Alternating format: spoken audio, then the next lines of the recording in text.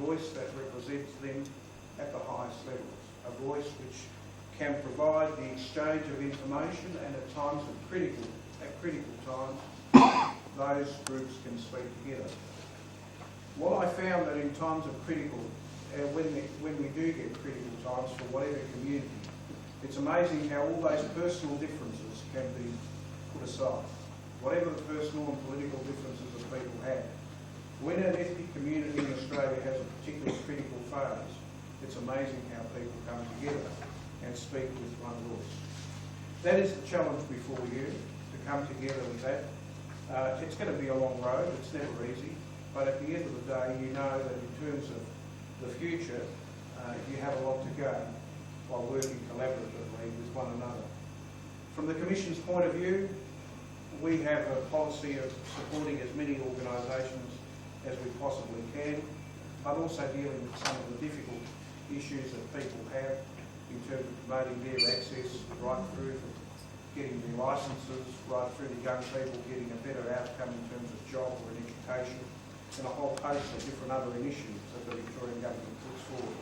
We will continue in that light. We will continue supporting the Sudanese community, and we have no other way forward but to do so. So I look forward at the conclusion of this conference, what this conference comes up with, and it's very important that whatever the resolutions are, that you inform people, my equivalents across Australia. If you do come up with a national body, that would be terrific. There's so many different groups that aspire to have national bodies, and some community groups do that very, very successfully. So it's important for you to make that a goal, work collaboratively towards it, and then, like other communities, do your annual pilgrimage to Canberra and sit the politicians down, look at them straight in the eyes and say, what are you doing to support our community? These are our issues, not necessarily issues relating back home, but also issues that people face here. And it's only through that sort of representation and direct contact with the highest political officers that you will eventually realise that you can win support for some of your ideas. If there's too many scattered voices, people hear those scattered voices but not act on them.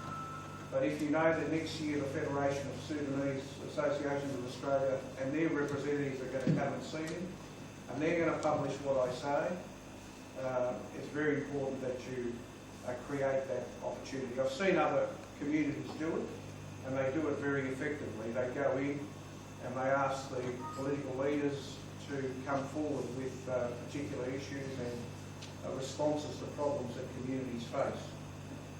More recently, a community went up there complaining that there wasn't enough of their community on SBS, there wasn't enough provided for a whole range of different activities, welfare and social and cultural activities.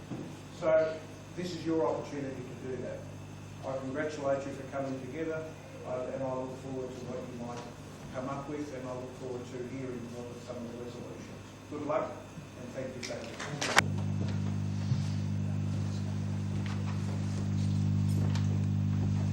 Thank you, Mr. Rikakis, and I'm sure that I'm pronouncing the name now correctly. Yes, talk, and I hope you will hear me. Yeah. First of all, I would like to thank the first speakers, Tanya, and the chairman of Multicultural Commission, Joy Lakakis.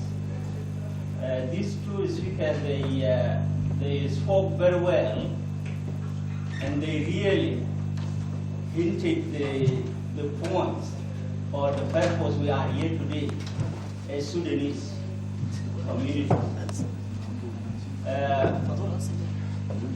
Both the speakers, they talk about the importance of coming together as one community, to have one voice in Australia at all levels, being in Victoria or in New South Wales or elsewhere in Australia. So I think it is a great opportunity for us as a Sudanese that we are holding this conference today so that we hear these ideas of how we can make the one community.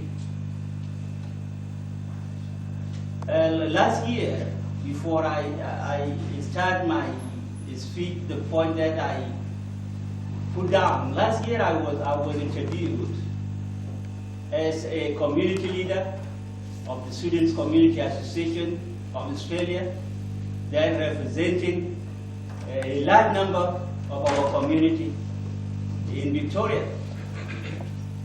And the interview was that somewhere, you the Sudanese, you have got many organizations. And this tells us that leaders in your community are many than followers. This was a challenge. And it was correct. I couldn't really say that they were not right, because they are seeing many organizations and everyone talking on his or her behalf, representing a particular community or even representing himself or herself. So people were referring that leaders in your community are more than followers.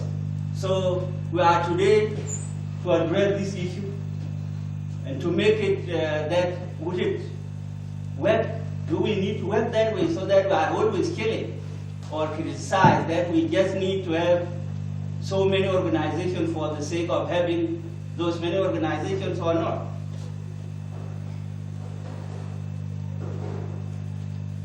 To start with my speech, I would like to acknowledge the traditional owners of the land where we are meeting and pay respect to the past and present elders.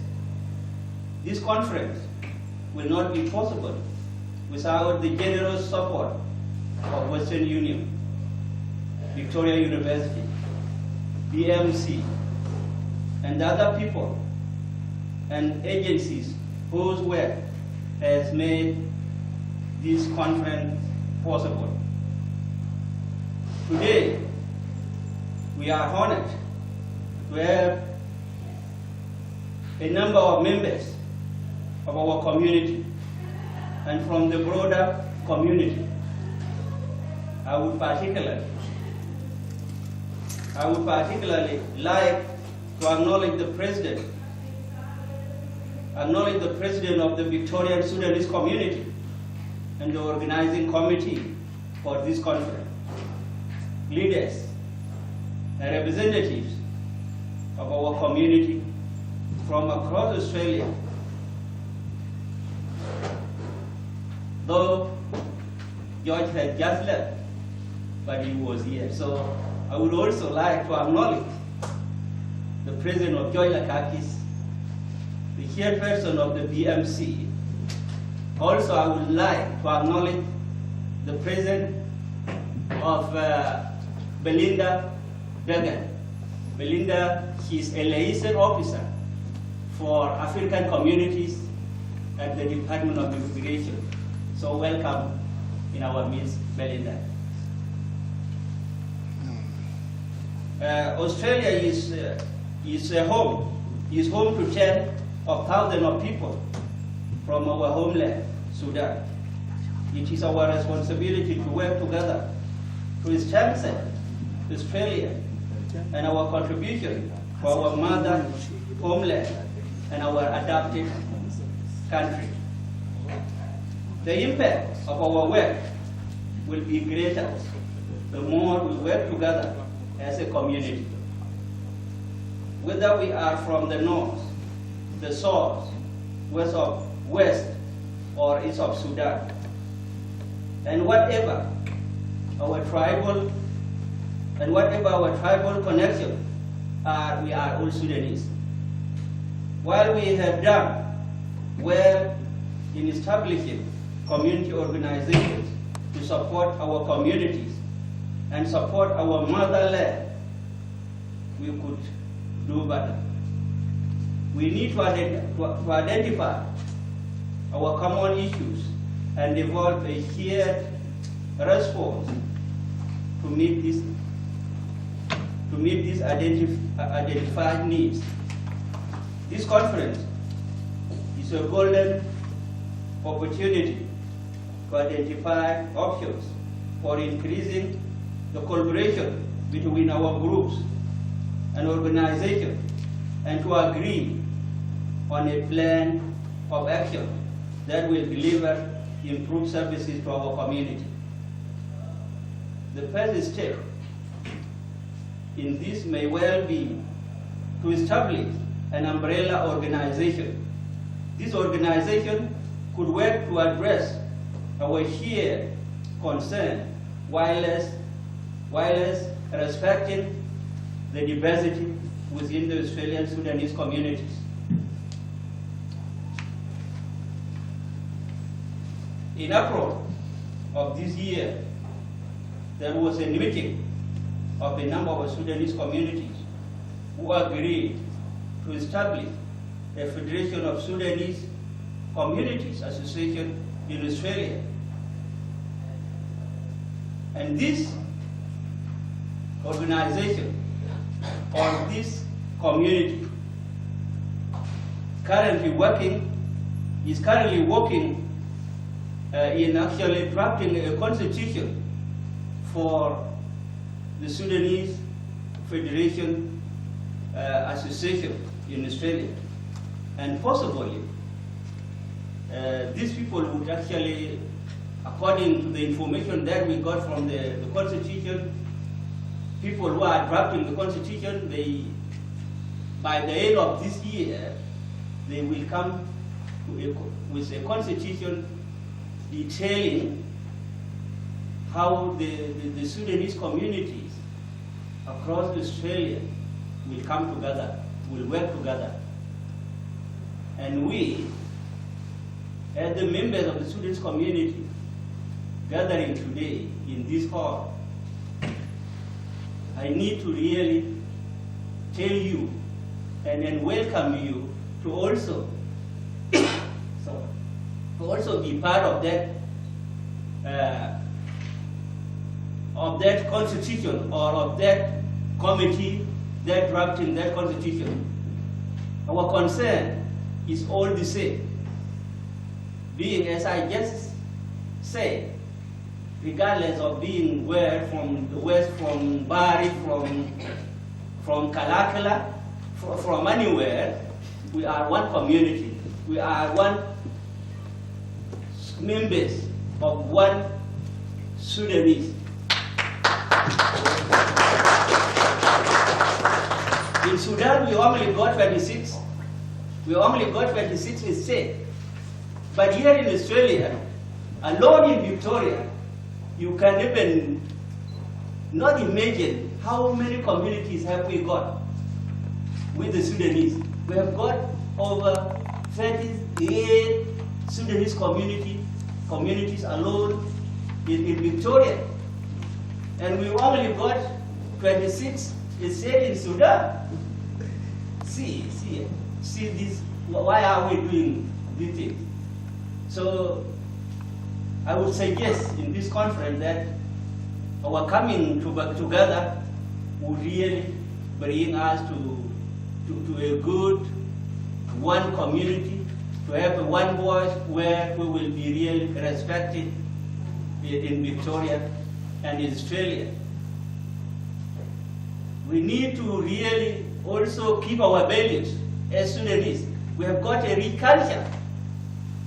But here in Australia, we are dropping, we are abandoning our cultures, our values. Why are we doing that? When we are in a multicultural society, whereby we are told, when we were coming from overseas, filling the form, humanitarian form, it was there mentioned, when you go to Australia, you would go and keep your cultures. Are we really now keeping our cultures? No, we are, but to the point sometimes we are not. So I would say yes, like what was proposed by Tanya and George Lakakis, and I hope all of you do agree that our coming together is very important. So today, I thank you, and I thank the organizing committee for today's gathering, and thank you very much for listening. It tricked me because in the program it said after lunch, so I was hoping to speak after lunch, but thank you for inviting me, and it's great to see some familiar faces and friends. As a lot of you already know, I'm an African Community Liaison Officer for the Department of Immigration, and I've met a lot of you through functions, launches, meetings, conferences, and a whole range of things.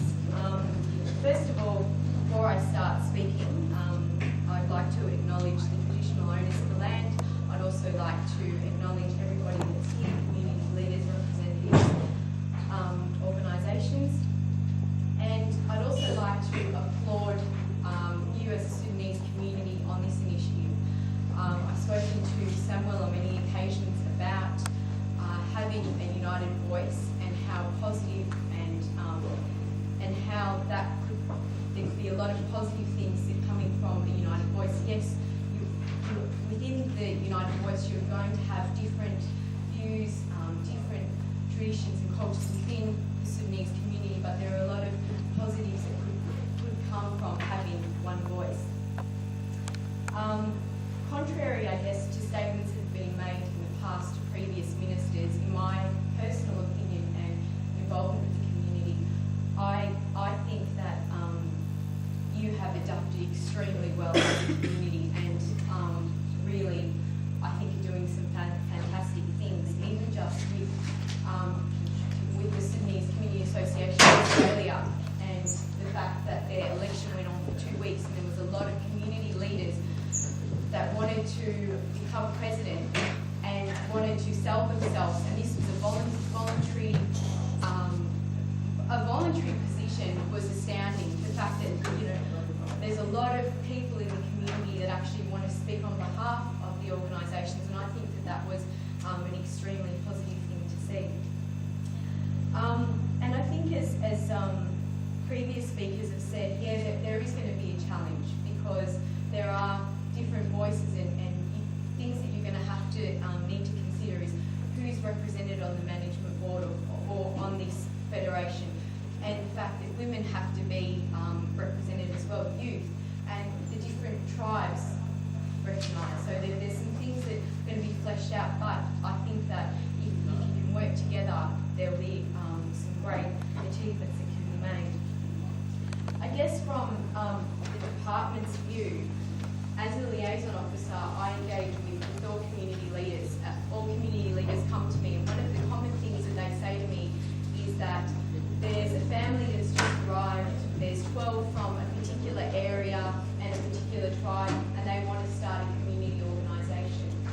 The problem with having 38, 40 community organisations that represent 10 or 12, there's so many different voices. If you have one voice that is representing all, it's so much easier, and even for government to fund an organisation through our settlement grants program, there's so much more advantages to that as well.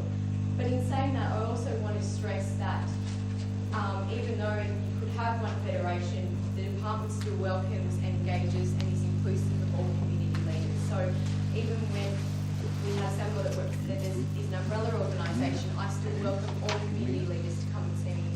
The role of our department is to be inclusive of everybody, and it's not just leaders, it's members, and if they've got issues that they want to raise, we're inclusive of everybody. The probably other thing that I probably want to touch on is a positive that could be from the federation is often we get asked by the minister for issues, community issues, and because there are so many different leaders and groups, I'm having to engage and consult with all of them to be inclusive. If you've got one federation that represents all the voices, it would be so much easier to come to see the minister or speak on behalf of the issues, and it would be a lot easier. And as I said, there's challenges involved, but if we can get there, it would be fantastic. I probably want to touch on one thing as well. Last week I attended the Ethiopian community had a Shingo launch, and they've launched an interactive website where their community members can access or find information about services. You know, that's something the Federation could consider, an internet website for the Sudanese to access, to understand, to gain information and knowledge. I mean, the Ethiopian community have been here since late 80s, and they've come together and organised something now. This is something the Federation could consider in terms of getting information out to the community and being in contact for them. I might take this opportunity to also stress something. I know that in the past there's been some recent media coverage that the Department of Immigration froze the intake of African refugees, and I know that this is not what the conference is about, but I guess a lot of community members were coming to me and saying there's this freeze on the African intake, and because I was disseminating information, it wasn't getting out to all community members. Being an oral culture, a lot of community members were still under the impression that the Australian government has decided and has stopped intaking or stopped the intake to the African region. Unfortunately, the media reports last year were untrue. There was 30% allocated to the Africa region, but because there was a slight decrease, the numbers or the cap had already been met. So at the time when the minister made the comments, that quota had already been met. So the new minister Minister Evans has actually announced in June, I'm not sure if you saw, but there's going to be 33% allocated to the Africa region.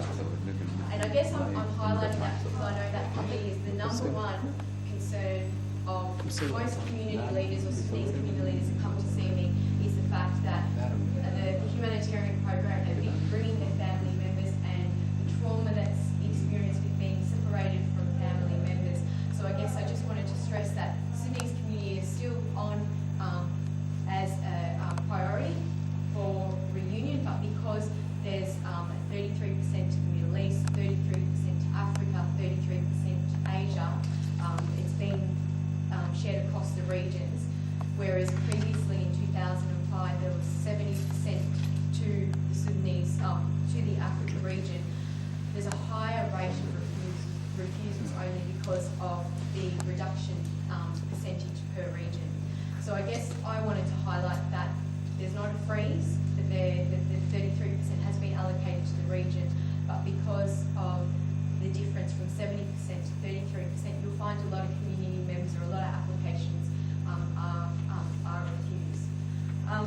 So in summary or in conclusion, I'd just like to say I definitely applaud the community coming together and this initiative.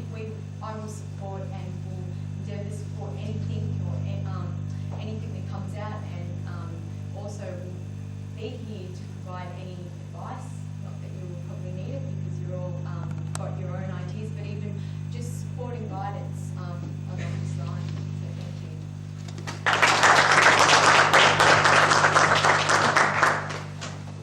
So to welcome Mr. Greg Spicer from Victorian Police, and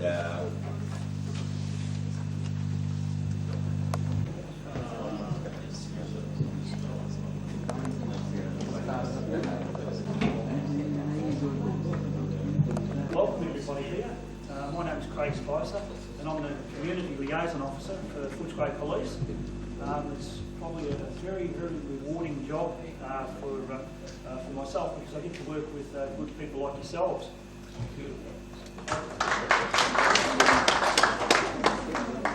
I'd firstly like to welcome, I believe there's some interstate guests here, and that is fantastic. Welcome to Footscray, welcome to Victoria, our cold state, but welcome to Footscray. It's a very vibrant place, Footscray, and it's a great place to work. Back in 1970, I went to this school here, and we didn't have any of the facilities that we've got now was only just the front building. And as a young person, we had a lot of people from Europe background. We had Yugoslavian, we had Italian, and the Greek community. And it was a real culture shock to me. I thought, wow, you know, these people from different countries. But after going to school for some time, I befriended a lot of those people, and a lot of my friends come from various backgrounds. And I thought it was really interesting to see just all the different changes in the culture in Australia. Since then, I joined the police force, and I've seen all the changes in Footscray from the European to the Vietnamese community and Chinese, the Asian community, and that was a great culture shock, but it was really exciting, and you know, I've learned a lot about the culture with Asian community, and now in Footscray we have a lot of the African community.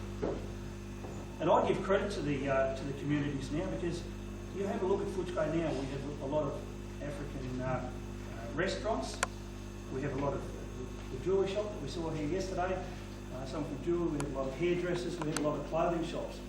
And I think that's fantastic, and that's a credit to to all of African community that have come out here. And nothing pleases me more to walk along the streets of Footscray. I think I'm reasonably well known around the area now. I can walk along the streets of Footscray in or out of uniform, and from the other side of the street you get the Sudanese guys outside the coffee shop. Hey Craig, come over here, come and have a coffee with us. So to me that is fantastic, because I know when a lot of you come here, you had the perception of the police, you were scared of the police. Now let's hope that perception has changed. I think this audience here don't have that perception now. Still afraid? Well, let's change that. Because I can assure you the police, I won't speak about interstate, but in Victoria, we are here to help. We want to work with the community. We rely on you, the community, to give us advice as to what's happening out there. You witness crime, or you might be a victim of crime, and we encourage you to report crime. Without the community, we shouldn't have a police force. So we rely on the community to help us. My role, I get to take a lot of community groups to different activities. And those activities are with external partners. I'll mention a couple, and please, I don't want to offend anyone if I miss anyone out, but we have Centacare, we have the New Hope Foundation, we have the AIMS, we have the Council, Western Bulldogs, the football club, hopefully a premiership this year, with many other agencies, Vic Uni here. We'll get together and take a group to various locations. Recently we've been taking groups out to the Melbourne Zoo, which was, that's very entertaining. We'll take a group out there, and I noticed the groups that we take, first they get a little bit scared of the police, don't want to talk, don't want to open up. But by the end of the day, they're talking with the police, and we're all friends, and it's fantastic. Everyone's interacting. And I've taken a number of Sudanese groups out there, and it's just fantastic to take them out to the zoo, or maybe to the police academy to see how the police train. Maybe we'll be able to get a few recruits for the police force. And there was one day, I suppose a reward for my job as well, I was walking outside of my office in Footscray, and this little girl, a little Muslim girl, came up to me and goes, hello police. I thought, wow, this is fantastic. A young African background girl, I think she was Somalian background, saying hello to the police. I thought, oh, hello, how are you going? And she said, I remember you took us to the zoo.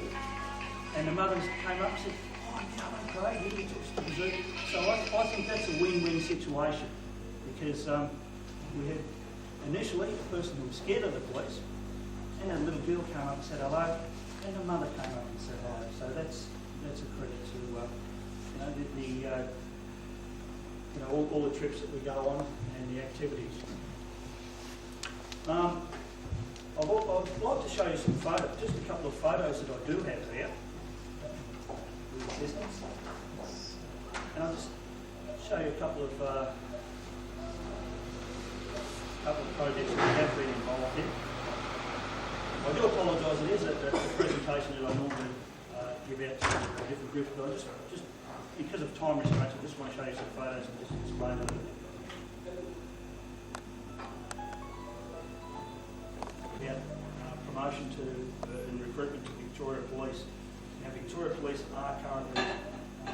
to engage new emerging communities to join Victoria Police. I won't deny that it's a difficult job to get into. You have to have a reasonable education, you have to have a licence, no prior convictions, be reasonably fit. I used to be, but not now, but reasonably fit, and it's a great career. And I can't wait for the day any African community, if we had someone walking side by side with me through the streets of Footscray from an African background, I think that would be fantastic. And they'd be a role model for their community. It won't be long. I know there's been a lot of applicants, and it is very, very hard to get into the police force, but sooner or later we will have someone from the African background. We do currently have a lady who's Islamic, and she wears the hijab. She wears long sleeves. She's from the Lebanese background, and she is a great, I think she's a great role model for her community. So the police do, it doesn't matter what your background is, what your religion is, Victoria Police do accept anyone from all different backgrounds. There's no age limit. And religious. Doesn't matter.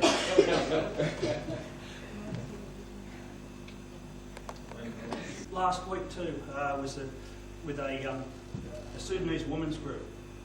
I found it quite daunting, quite scary to walk in, and there was maybe about just 50 women. I thought, wow, where are the men? And it made me think, now I see what it's like for new communities to come over here, and I know the experience you've had with the police overseas, or hear a lot of stories. And I think to myself, I can see why people are scared, but I walked in and all these women were there, and I thought, wow, I was a little bit scared, a little bit uncomfortable. But by the end of it, I was quite relaxed, and at the end of the day, we had some ladies come up and ask some questions about policing and licence issues and domestic violence, and that was great to see. But I'll show you a couple of photos. These are just some of the events that we do. I think the picture on the left there paints 1,000 words. It just shows this was a citizenship ceremony that we had with Western Bulldogs and the Department of Immigration combined. The smile on the little kid's face says it all. That kid come running up to the police and said, hello police, and he wanted to be in a photo. And I reckon that's a fantastic photo.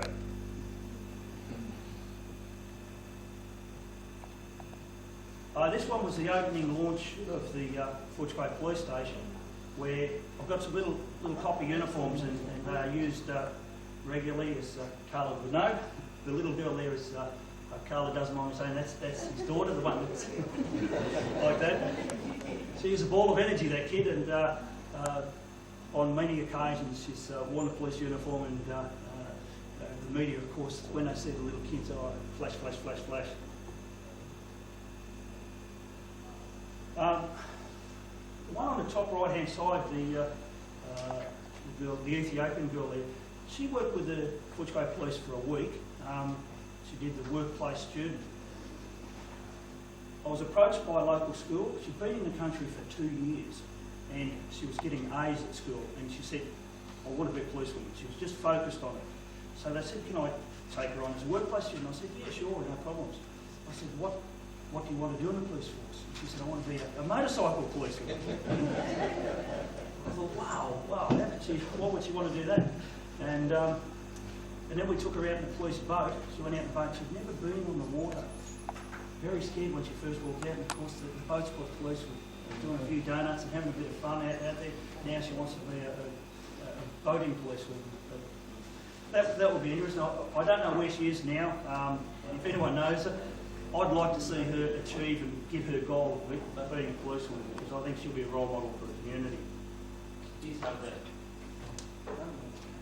The one down the bottom on the left-hand side is with the Chief Commissioner. A trip to the police academy, and on that occasion we had 10 different ethno-specific groups together. There's nothing more better than getting one person from each community, get them together, interact on the bus, come out to the police academy. They saw the graduation, police graduation, And of course now 4 or 5 of them want to join the police force, but at the end of the day, where they're all on a bus, talking to each other, intermingling, we still see them on the streets and they still come up and say hello. You know, they're just wonderful days. So in summary, you know, police are serious at working with the community. We want to work with the community, we want to engage, and if there's any projects, no matter where you're from, what area, contact your local police. We've got multicultural officers, we've got community liaison officers, and I'm sure they'll help you out with your projects. One more photo that I'm very, very proud of. The next one. It's Carla's daughter and a couple of our local police on our opening day. So good luck to the future, and you know, welcome to Australia, welcome to Victoria, and wish you all the best. So is there any questions? Welcome all of you back in the afternoon session. And we would like to present Mr. Omar Jabir from the Horn of Africa Community Network as well. Mr. Omar Jabir.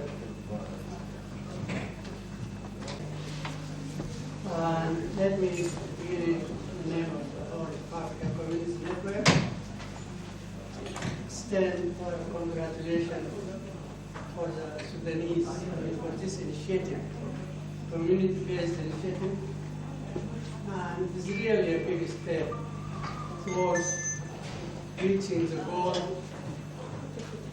and uniting the vision and the voice of all Sudanese communities. There are differences that we cannot deny among African communities. Back home, those differences are based on religious, ethnic, and cultural differences. Everywhere, Sudan, Ethiopia, and Eritrea. But the question is, are those really the reason behind our divisions here in Australia? I will give an example of one African community. All of them, one religion, one language, one ethnic group. And still, they are divided into 15 groups.